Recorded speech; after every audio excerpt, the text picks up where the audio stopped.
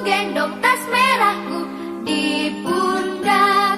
Selamat pagi semua, ku nantikan dirimu di depan kelasmu, menantikan kami. Guruku tersayang, guru tercinta, tanpamu apa jadinya? Siap, gerak. Siapkan salam. Selamat siang, Bu.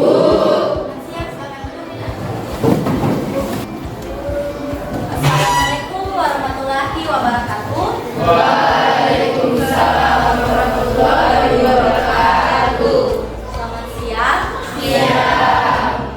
Salam sejahtera dan Om Swastiastu. Om Swastiastu. Memulai pembelajaran kita pada siang hari ini, silakan Bapak kelas memimpin kita dalam doa. Awali pembelajaran kita pada siang hari ini, mari kita berdoa menurut agama dan keyakinan kita masing-masing. Berdoa mulai. Doa selesai. Bagaimana kabarnya siang ini? Baik. Semangat. Sudah loyo-loyo? Sudah mulai layu? Berapa persen kelayuannya? 99%.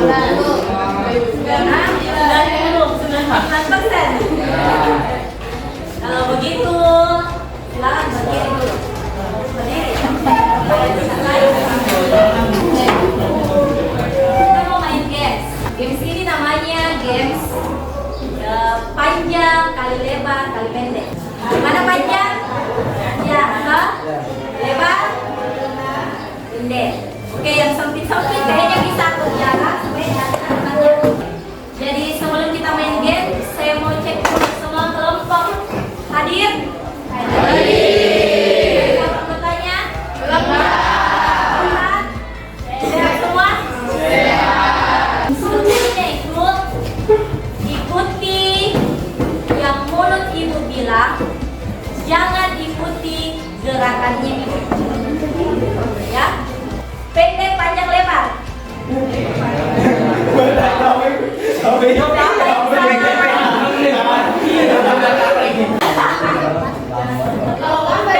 panjang, lebar. Semangat? Nah, di pertemuan kemarin kita sudah bahas tentang materi kebijakan moneter, kan?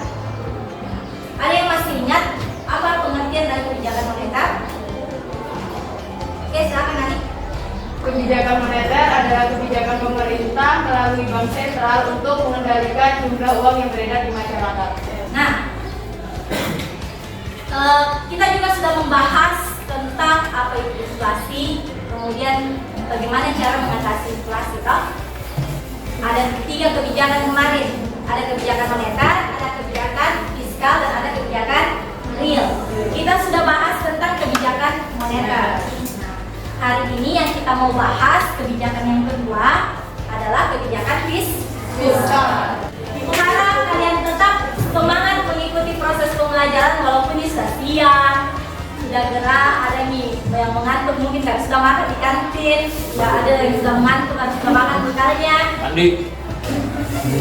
Karena ya ibu tahu ini sudah siang, ada waktunya yang mengantuk, tapi ibu harap kalian tetap mengikuti proses pembelajaran dengan baik ya.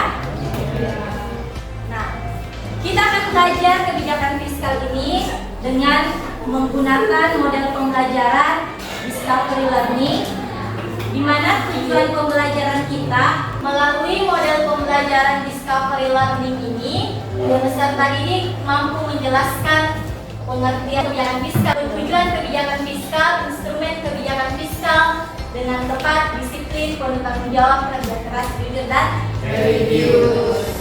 Di mana langkah dari model discovery learning ini ada stimulasi atau stimulation, kemudian ada problem statement, ada data collection, ada data processing, ada verification, dan yang terakhir ada generalization. Apa itu kebijakan fiskal? Ada yang tahu apa itu kebijakan fiskal? Ada? silakan angkat tangan kalau ada yang tahu apa itu kebijakan fiskal. Oke, silakan Intan. Kebijakan fiskal adalah kebijakan yang dilaksanakan pemerintah dengan cara meningkatkan atau menurunkan pendapatan dalam bidang anggaran dan belanja negara dengan maksud untuk memengaruhi jalannya perekonomian. Oke, beri aplaus dulu untuk temannya. Jelas sekali ya, seperti yang apa dikatakan, seperti yang dikatakan tadi oleh Komang Intan, bahwa kebijakan fiskal itu adalah kebijakan yang dilaksanakan pemerintah dengan cara meningkatkan atau menurunkan pendapatan dalam bidang anggaran dan belanja negara dengan maksud untuk memengaruhi jalannya perekonomian. Apa tujuan dari kebijakan fiskal? Nah, kebijakan fiskal ini punya dua tujuan. Tujuan yang pertama itu adalah mencegah yang namanya pengangguran. Tujuan yang kedua adalah mempertahankan yang namanya stabilitas harga. Sekarang jenis-jenis dari kebijakan fiskal. Yang pertama ada kebijakan fiskal kontraktif. Apa itu kebijakan fiskal kontraktif? Kebijakan fiskal kontraktif ini sama dengan kebijakan anggaran surplus. Kemudian yang kedua ada kebijakan ekspansif. Kebijakan fiskal ekspansif itu apa? Kebijakan fiskal ekspansif itu sama dengan kebijakan anggaran defisit. Kemudian yang terakhir ada kebijakan fiskal anggaran seimbang. Silakan kalian amati. Di sini ada sebuah artikel. Artikelnya dari antaranews.com. Judul artikelnya adalah memuji stimulus fiskal untuk selamatkan ekonomi dari pandemi.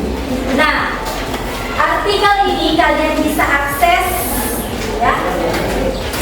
Kalian bisa akses di dalam LKPD. Ibu sudah sediakan kode QR. Kalian bisa mengakses artikel yang Ibu tampilkan tadi menggunakan kode QR yang sudah tertera di LKPD.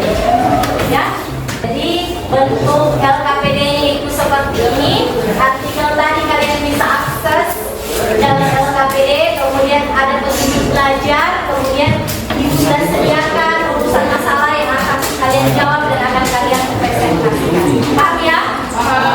Kemudian nanti silakan catat poin-poin penting yang kalian dapatkan dari hasil baca buku atau hasil baca internet. Silakan didiskusikan untuk menjawab pertanyaan yang ada di LKPD. Baik, silakan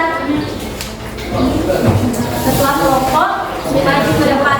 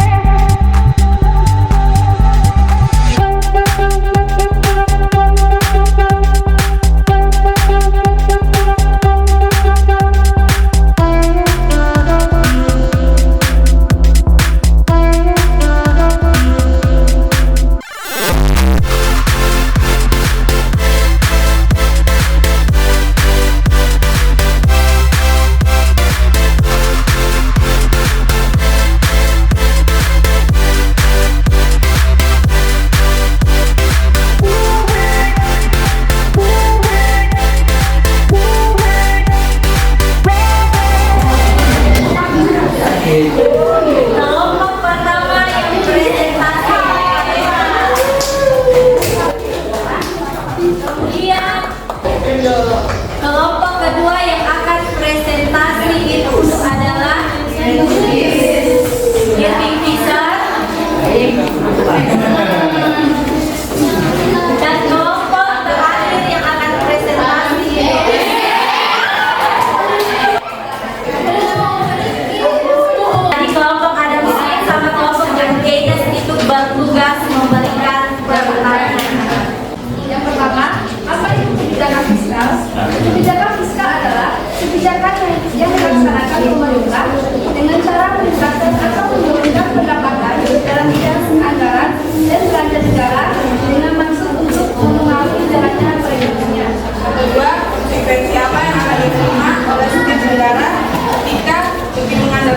kebijakan fiskal untuk memulihkan perekonomian. Konsekuensi dari berbagai kebijakan fiskal adalah kebijakan defisit anggaran dengan rata-rata 9% dari PDB. Demikian juga utang pemerintah diproyeksikan mencapai rekor tertinggi 100% dari PDB. Dengan poin-poin kebijakan fiskal atau stimulus yang diterapkan oleh pemerintah untuk mengatasi pandemi berdasarkan artikel tersebut. Jelas stimulus fiskal terdiri relaksasi remaja, relaksasi di sektor pekerjaan dan lain relaksasi sosial tergantikan sektor perdagangan, sektor kesejahteraan masyarakat dan kesehatan, dan juga untuk kepentingan UMKM. Mungkin dari kelompok lain ada yang ditanyakan. Baik, saya perwakilan dari kelompok dan minus ingin bertanya, menurut kelompok Anda, pemulihan ekonomi apa saja yang telah terjadi pasca pemberian stimulus ekonomi melalui kebijakan fiskal? Terima kasih atas pertanyaan dari kelompok dan minus. Menurut kelompok kami, berdasarkan artikel, pemulihan ekonomi yang terjadi pasca pemberian stimulus ekonomi melalui kebijakan fiskal selama pandemi, salah satunya adalah meningkatkan investasi bangunan di tengah kondisi rumah tangga yang terbatas, serta respon positif investor yang tercermin dari indeks harga saham di pasar modal, menguat dan mendorong penguatan nilai tukar rupiah. Karena semua kelompok telah mempresentasikan dan telah menjadi penanggap yang baik, maka mari kita berikan aplaus yang baik. Silakan untuk kader KPD.